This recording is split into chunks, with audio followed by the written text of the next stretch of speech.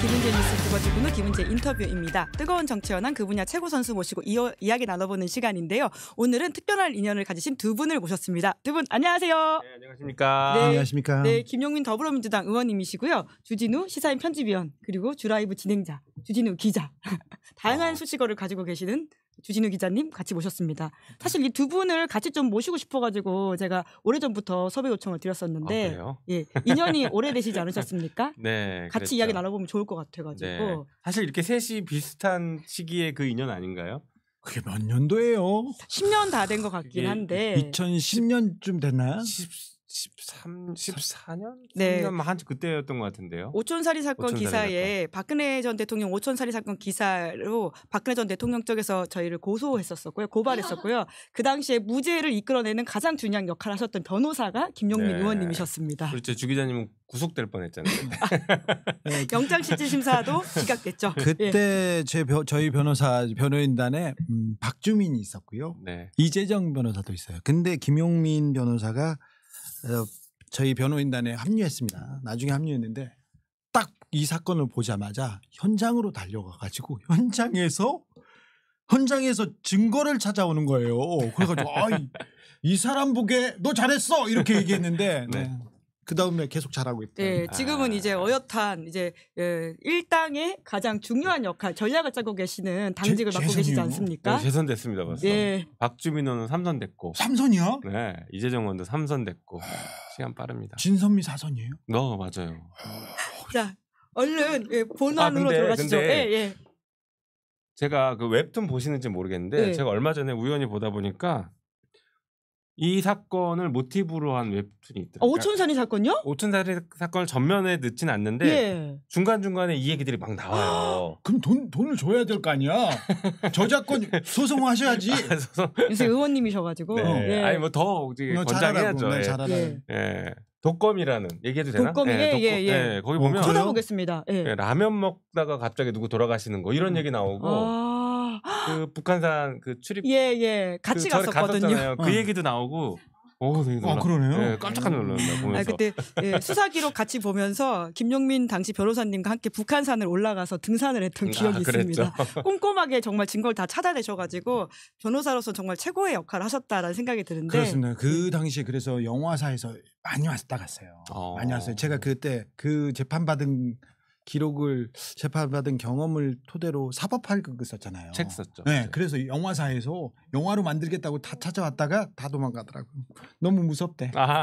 네, 정말 그 무서운 맞아요. 시절을 저희가 거쳐왔는데 그 이후에는 좋은 시절이 올 거라고 생각했는데 계엄이 있을 거라고 정말 상상도 못했습니다. 네. 그것보다 더 바닥을 겪고 있는 상황인데 그래도 맞아요. 곧 빠른 파면과 선고가 있을 거라는 기대와 함께 오늘은 좀 명태균 게이트 그리고 민주당의 전략들을 두 분한테 좀 많이 여쭤보도록 하겠습니다. 네. 그럼 먼저 많은 분들이 제일 관심 많이 가지기도 하고 걱정하기도 하니까 탄핵 선고 관련해서는 김용민 의원님은 어떻게 네. 좀 보고 계십니까? 일단 선고가 언제 될 거냐에 대해서 다들 이제 궁금해하시고 전망들을 하시는데 법조인들은 다음 주 화요일 11일 정도쯤에 선고하지 않겠냐라고 제일 많이 전망을 하고 있고 11일이요? 예. 법조인들은 예. 그런데 이제 정치인들은 14일 날 선고 얘기를 많이 하더라고요. 왜 이 법조인과 정치인의 시각이 갈립니까? 네, 이제 바라보는 관점 때문에 그런데 예. 법조인들은 이게 예전에 박근혜 때도 최종 변론하고 나서 11일 정도 있다가 선고했는데 노무현 대통령 때는 14일이었고 11일이면은 다음 주 11일이면 14일째 되는 날이거든요. 네. 그러니까 2주 내에 선고한다 이렇게 분석을 하는 것이고요.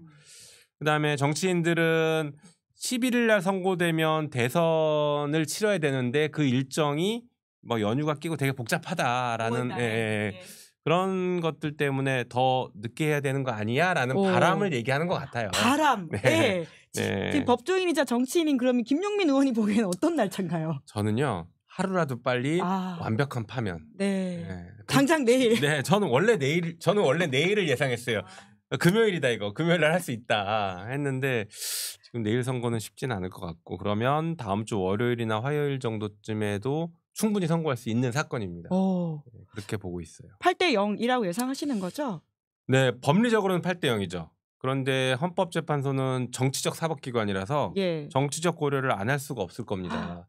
정치적 고려를 하더라도 이게 비상계엄이고 내란까지 이어지는 사건이라 그리고 그분들의 지금 목숨도 일부는 달려 있죠. 뭐 처단하겠다고 지금 얘기하고 있지 않습니까? 그래서 그런 것들을 고려하면 당연히 인용을 할 것이라고 보여지기는 하는데 그래도 최근에 이제 국민의힘이나 아니면 극우들이 막 선동하고 움직이고 하는 이런 것들에 대해서 일부 보수적인 성향을 가진 분들이나 이런 분들이 또 조금 다른 판단을 하는 우려도 있지 않을까라는 걱정들이 여기저기서 조금씩 나오고 있죠. 근데 이거는 단순히 이제 기우일 수도 있긴 한데 워낙 사안이 심플하고 심각했으니까 그렇긴 한데 최근에 한 사례가 있었습니다. 그 권한쟁의 심판 사건 기억하실 거예요.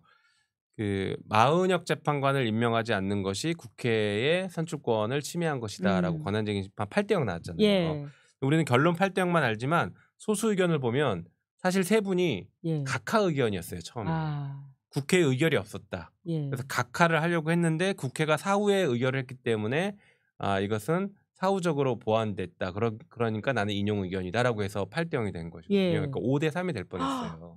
그러면 우리가 탄핵도 마음을 놓기가 그렇죠. 어려운. 그러니까 탄핵은 좀 사안 자체가 너무 심각해서 그렇게까지 안 갈 거라고 저도 보고는 있지만 그래도 5대3이 나왔던 바로 직전에 있었기 때문에 안심할 수는 없고 우리가 할 수 있는 걸 지금 최선을 다해서 최대한 다 해야 된다 그렇게 생각합니다. 정영식 전문가 우리 또 주진우 기자님이시지 않습니까? 과거에 정영식한테 재판을 받아본 경험이 있으시죠? 지금 현재 재판관 8명 중에 3명이 재판사였던 것 같아요. 정말 전문 피고인. 더 이상은 얘기 안 할게요. 제가 재판관 3명 중에 재판을 나한테 받은 사람이 3명 있다. 내가 받은 사람. 그분들을 저만큼은 잘하는 사람 별로 없을 거예요. 근데 피고인으로 여기는 법조인이고 저는 피고인으로 20몇 년간을 살았으니까 다른 의미의 법조인이시네요. 근데 말이에요. 근데 이 재판받는 법이 있습니다. 재판받는 법이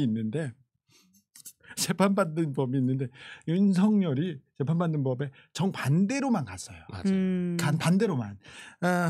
계엄, 내란 이 어마어마한 일을 저지르고도 그래도 이 재판부를 헌법을 약간 수호하고 준수하는 법을 따르는 모습을 보여줬어야 되는데 아니 체포영장이 와도 막으려고 하고 안 간다고 하고 계속 얘기하고 그다음에 헌법재판소를 무력화하려고 하고 그다음에 헌재 재판관들을 처단한대잖아요. 이런 얘기를 많이 얘기하는데 박근혜도 피청구인 박근혜도 탄핵당한 이유가 그 당시에 있었던 사익을 위해서 자기 대통령 권한을 썼다는 부분도 있어요. 뇌물죄가 완성됐기 때문에 그 얘기도 있지만 그 이후에 재판에 나와서 계속 부인하고 거절하고 계속 미루고 이러면서 헌법 준수할 의지가 없다는 얘기를 콕 집어서 얘기했잖아요. 그게 중요했던 그렇죠. 거죠. 근데 그 내용으로 하면 100배야. 윤석열이 100배야. 헌법을 준수할 의지가 없는 게 100배 더 많다. 그렇죠. 심지어 변호인조차 헌법 수호 의지가 없어. 그렇죠. 아니, 변호인들은 사실 윤석열 변호인들은 윤석열을 매기려고 온 것 같아. 윤석열을 잡으려고 오는 것 같아. 계몽되신 분들 아니에요? 아니 계몽이 아니에요. 진짜로 자기 정치 때문에 온 분들. 그렇죠. 변호인이 그렇게 얘기하면 안 되잖아요. 절대 안 그렇죠. 되죠. 그리고 변호인 입장으로 그 피청구인 윤석열이 그렇게 얘기하면 안 된다. 절대 안 돼요. 혼내야 돼요. 자 그런 걸 국선 변호사님 해야 돼 이분. 네. 그런 내용을 이렇게 보잖아요. 재판받는 법 기술자가 보잖아요. 끝났어. 망했어. 이렇게 하잖아요. 망해요. 교과서에 좀 남겨놓고 싶어요. 그 정도다. 그 정도예요. 재판 진행을 너무 못했다. 제가 오늘은 이렇게 자켓을 입었잖아요. 그래서 다 재판 받았냐고 물어보는데 상가집 갑니다. 상가집. 근데 제가 항상 검사한테 갈 때는 가장 건방진 자세로 건방지게 찢어진 청바지 입고 갔으나 재판정 갈 때는 항상 양복 입고 항상 존경하고 있습니다. 존중합니다. 이 얘기를 했어. 내가 정용식한테도 그렇게 제가 지금 무슨 일이 있어서 항상 이렇게 얘기해야 되는데 재판부 그래 어떤 일이 있어도 재판으로 이 갈등이 종결돼야 되거든요. 그런데 이 재판에서 헌재 판결 이후에 갈등이 더 커지고 처단되고 막 그런 일이 벌어진다. 이거는 재판소 헌법 기능을 무력화시키겠다고 하는데 어떻게 이걸 기각해요? 끝났어. 걱정하지 마라. 다만 김용민 의원은 걱정해야 돼.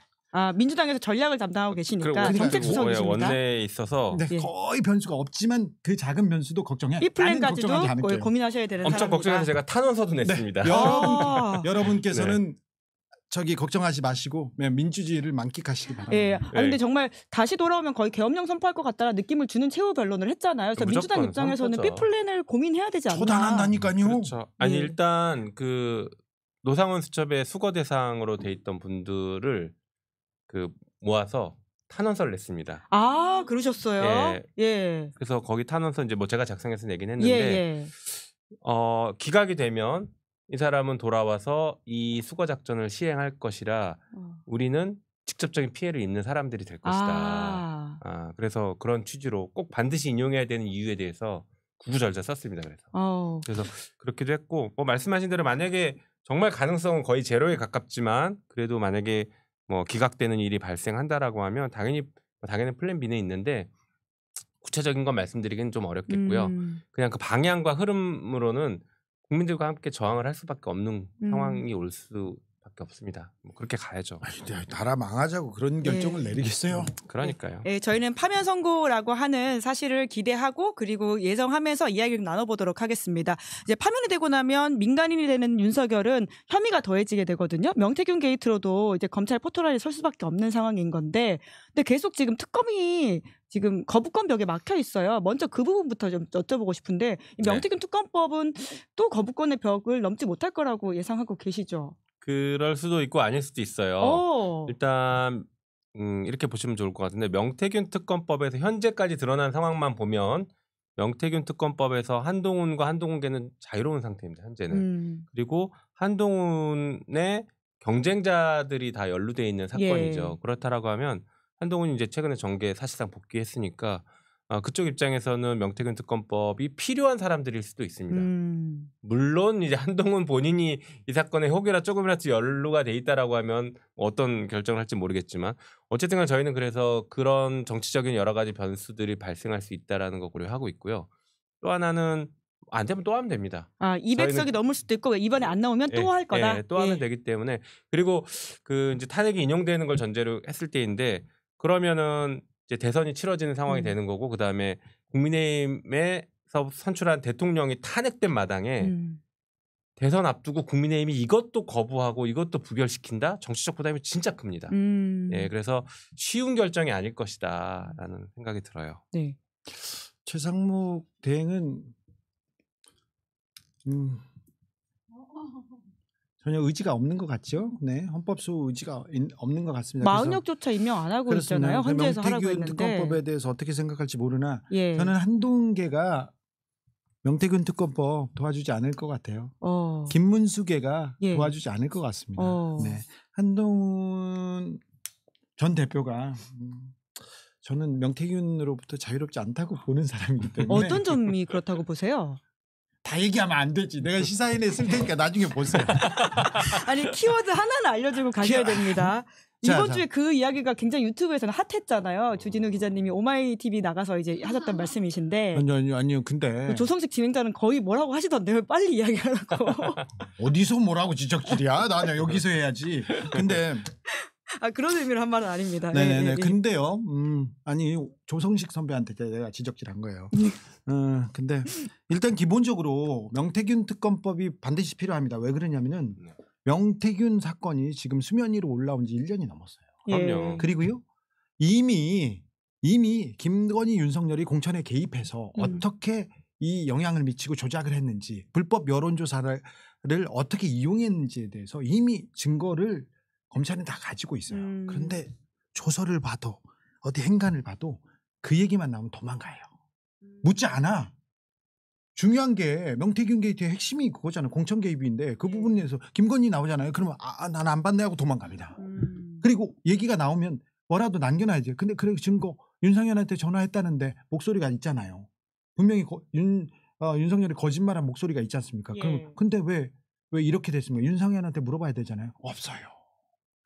철저히 없어요. 그러니까 검찰은 수사할 의지가 아예 없고 이 사안을 가지고 계속해서 어떻게 덮어야 되나 이런 생각만 했어요. 거기다가 더불어 이제서야 서울중앙지검에서 대구지검에서 이렇게 수사진을 보강해서 지금 수사를 한다고 하는데 지금 보니까 지금도 핵심에서 한참 벗어나서 오세훈, 홍준표 주변만 이렇게 계속 지금 뒤지고 있어요. 대구지검에서 수사 인원을 보완했다고요? 대구지검에서는 대구요? 갑자기 대구가 나오네요? 그건 왜 그러냐면 예. 어제 홍준표 시장이 대구에 있는 모 정치인 주변에서 뭘 받았다는 아주 구체적인 정황이 나와가지고 대구지검이 본 거예요. 이거는 또 다 별건이에요. 이거 단독 공개 아니세요? 별건이야.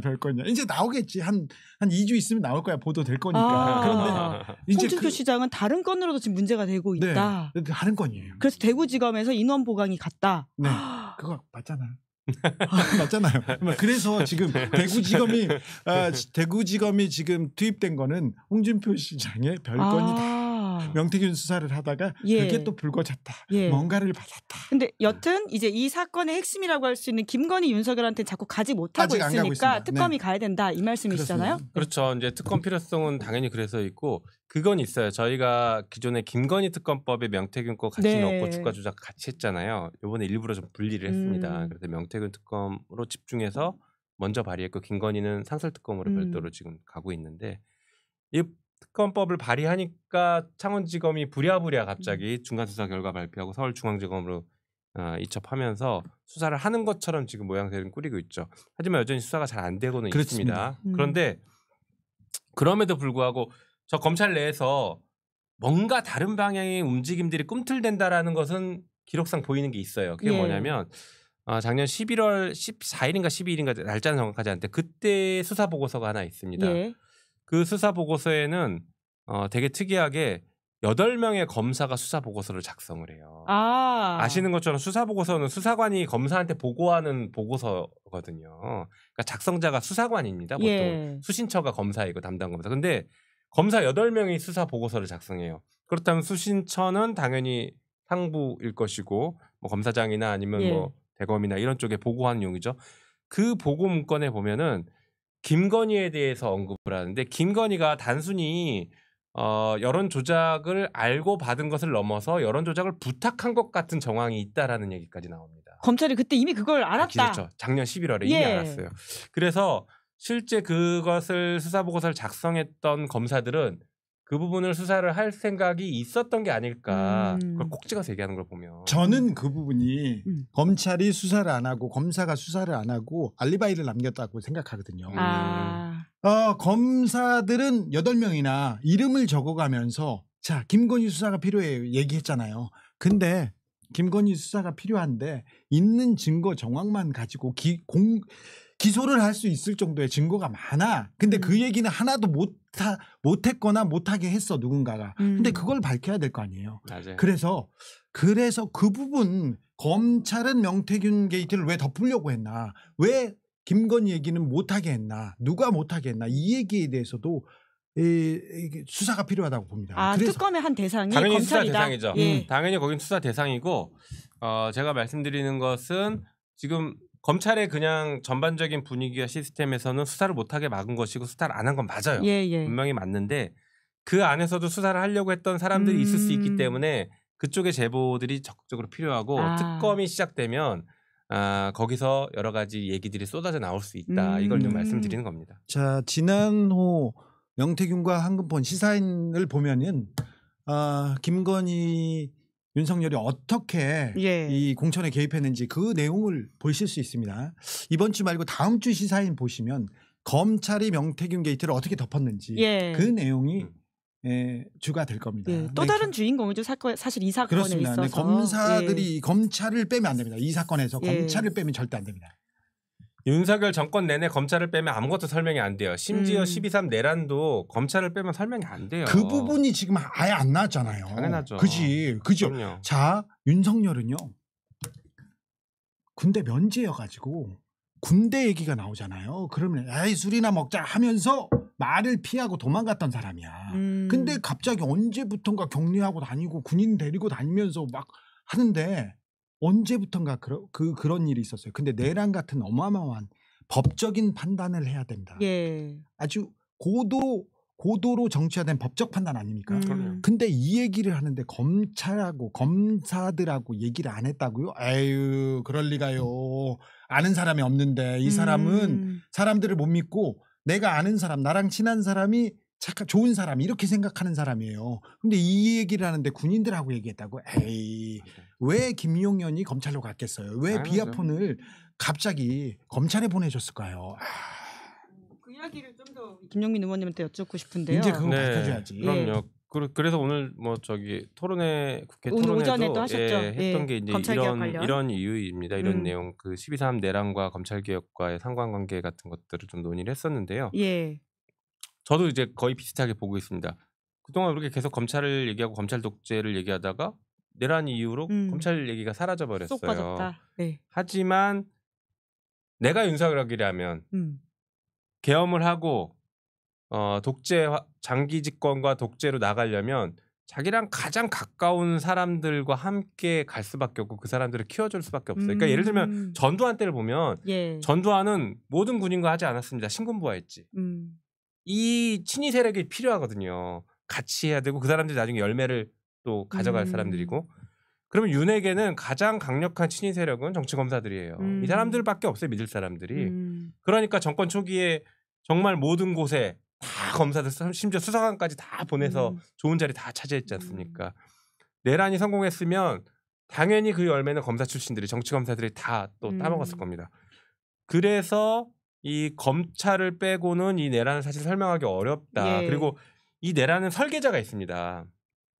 설계자. 그러니까 이거는 장기 집권을 위한 플랜으로 가는 것인데 윤석열은 지금 다르게 얘기하잖아요. 뭐 입법 독재니 뭐니 뭐 탄핵을 많이 뭐 예. 다 거짓말이고요. 장기 예. 집권입니다. 예. 장기 집권을 하기 위해서 가는 이 여러 가지 플랜 중에 검찰과 같이 해야 되는 것들이 너무 많겠죠. 모든 독재는 법치라는 이름으로 법이라는 이름으로 그럼요. 옵니다.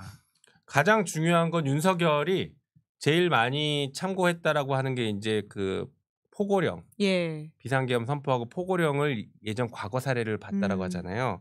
봤을 수도 있는데 윤석열이 실제 진짜 본 건 뭐냐면요. 80년 전두환이 집권하면서 만들었던 개헌입니다. 8차 개헌. 그 헌법을 가장 많이 참고했어요. 거기에 뭐가 있냐면요. 크게 두 가지가 있습니다. 하나는 국가 비상입법기구라는 내용이 나오고요. 예. 하나는 비상조치가 나와요. 예.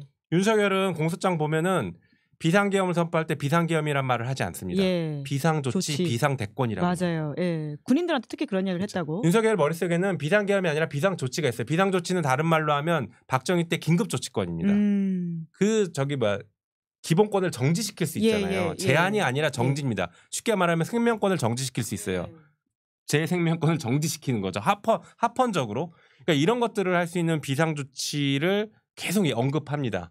근데 우리 현행 헌법상은 비상조치권이 없으니까 비상계엄으로 간 거예요. 실제 내용은 비상조치권입니다. 그러니까 국회를 정지시켜버리지 않습니까? 헌법의 기능을 정지시킬 수 있는 비상조치권을 쓴 거예요. 윤석열 머릿속에는 그게 있었고요. 그다음에 국회를 없애고 새로운 비상입법기구를 만든다라고 하는데 예전에 80년대 실제 전두환이 그랬죠. 국가보위 입법기구를 만들어서 여기서 법을 막 만들어냅니다.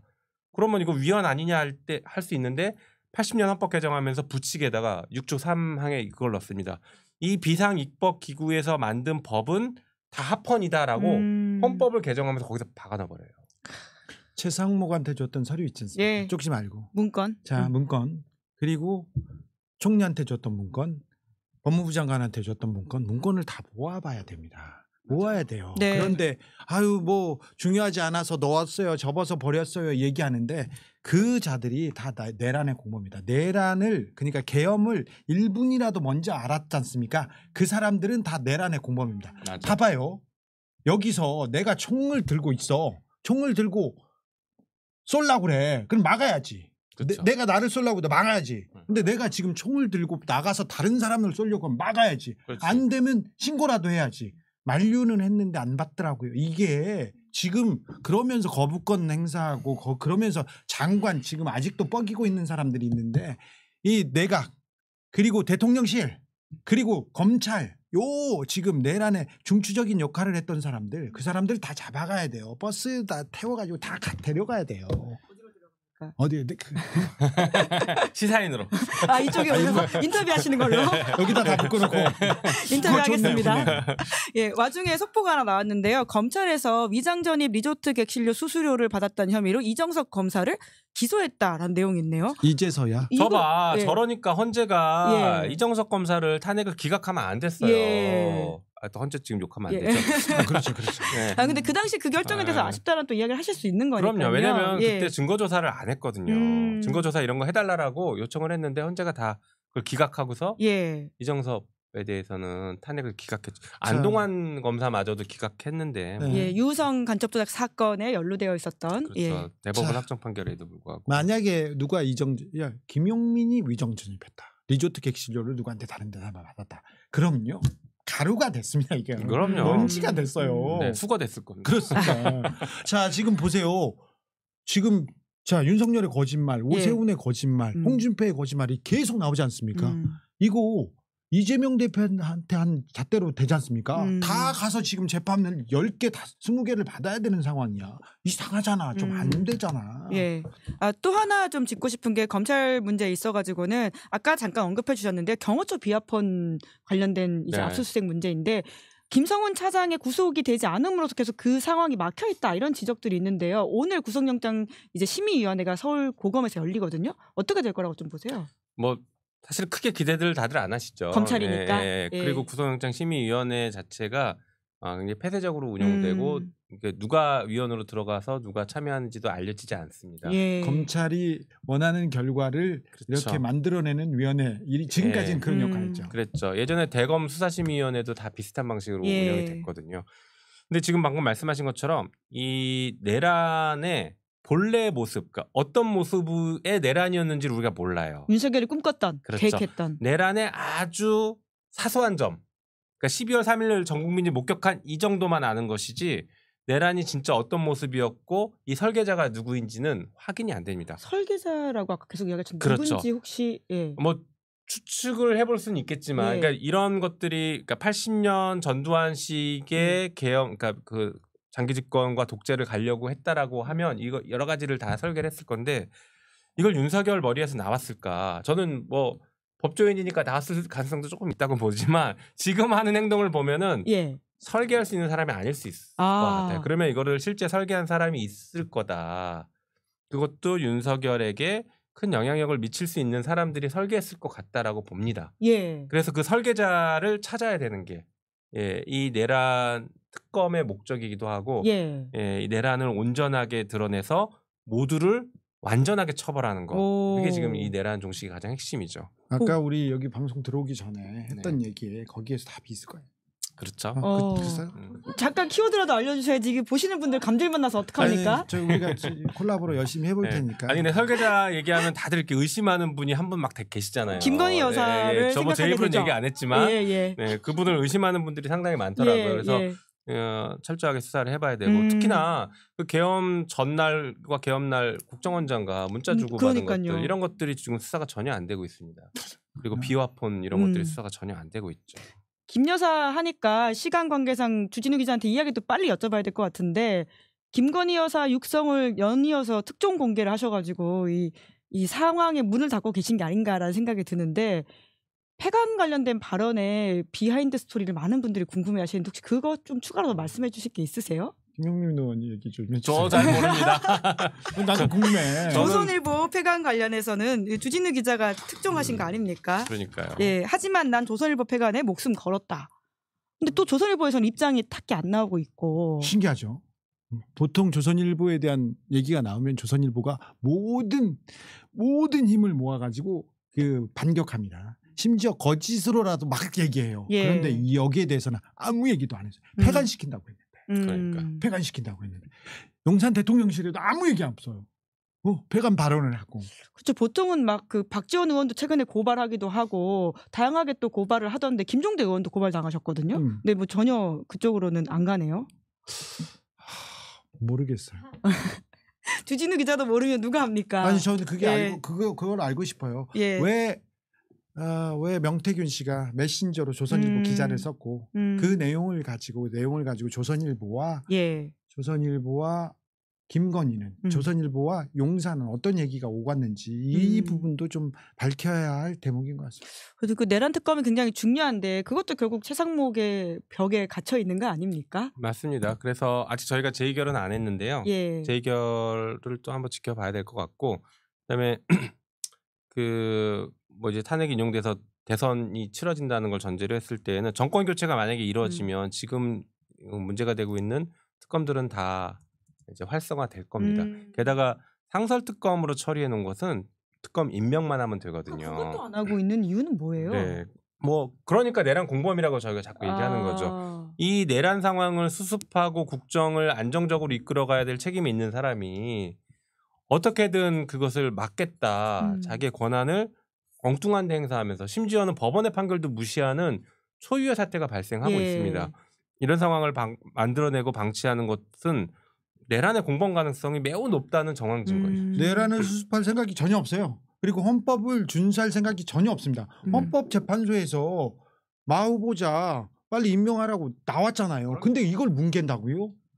나는 진짜로 헌재에서 피청구인 대통령 윤석열을 파면한다 이렇게 나와요. 예. 응? 나와. 근데 또 뭉개면 어떻게 하지? 그 걱정하는 사람들이 많아. 헌법재판소 결정을 무시하고 네. 윤석열이 계속 대통령인 척할 것이다. 그리고 윤석열 지금 옹이 세력들 최상목도 계속 다른 데 쳐다보고 뭐 다른 사람들 그 다음에도 그렇고 내각도 그렇고 그러면 어떻게 하지? 옛날에 이제 박근혜 때도 그 걱정을 한번 했거든요. 바로 안 나왔죠 그때도 청와대에서. 박근혜 때도 그 걱정했는데 결국에는 해결이 됐습니다. 근데 이거는 만약에 이제 파면 결정이 이뤄지면 결국에는 국민의힘이 제일 먼저 배신하고 돌아설 거예요. 나는 윤석열을 몰라라고 제일 먼저 표현할 겁니다. 그래서 국민의힘이 돌아서면서 자연스럽게 정리가 될 가능성이 있다라고 일단은 봐요.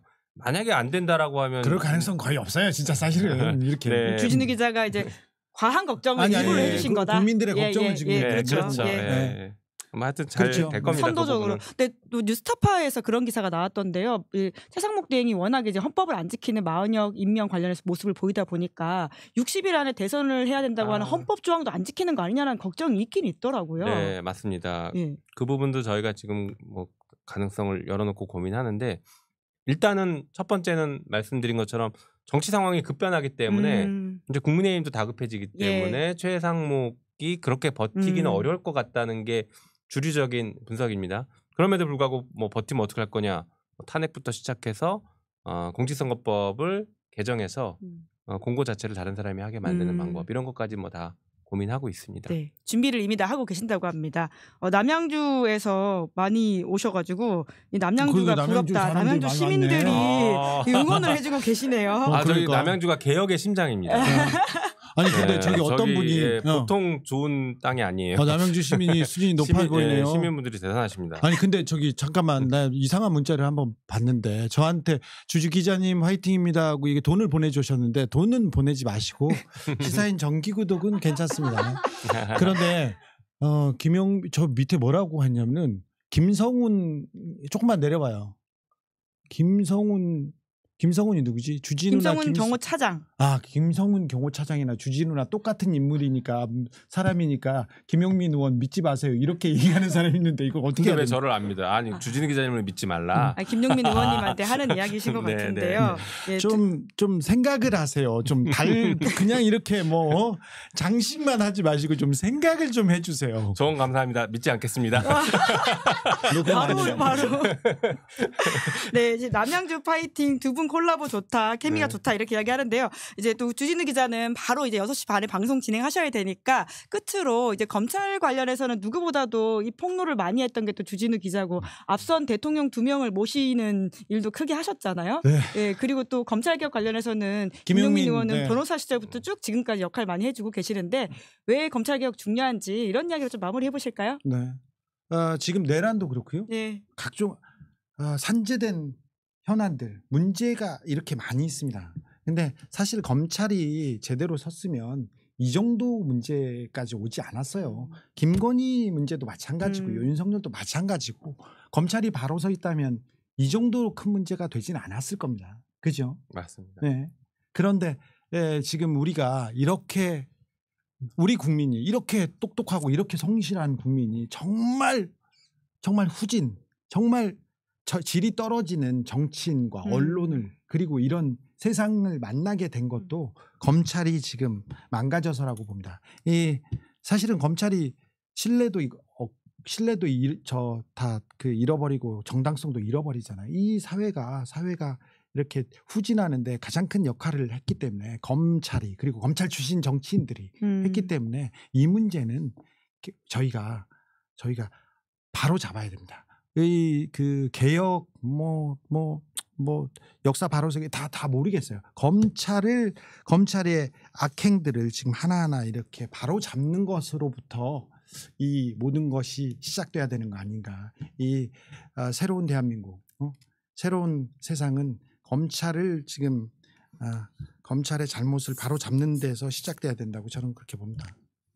네, 뭐 저도 이제 검찰 개혁을 오랫동안 했고 계속 얘기해서 그래서 노상원 수첩에 A급 수고로 들어가 있는 게 아닐까 싶은 생각도 들어요. 참 미웠을 것 같긴 한데요. 어쨌든간 검찰 개혁이 부족했던 부분이나 아까 말씀하셨던 필요성은 저도 다 전적으로 동의하고 한 가지 우리가 간과할 수 있는 사실을 말씀드리고 싶습니다. 뭐냐면요.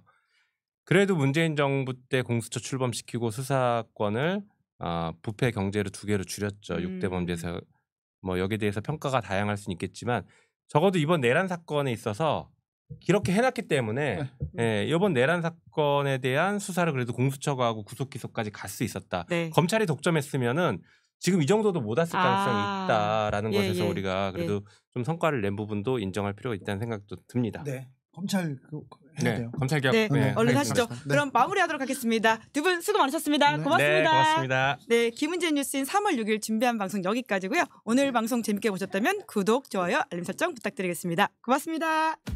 시사인이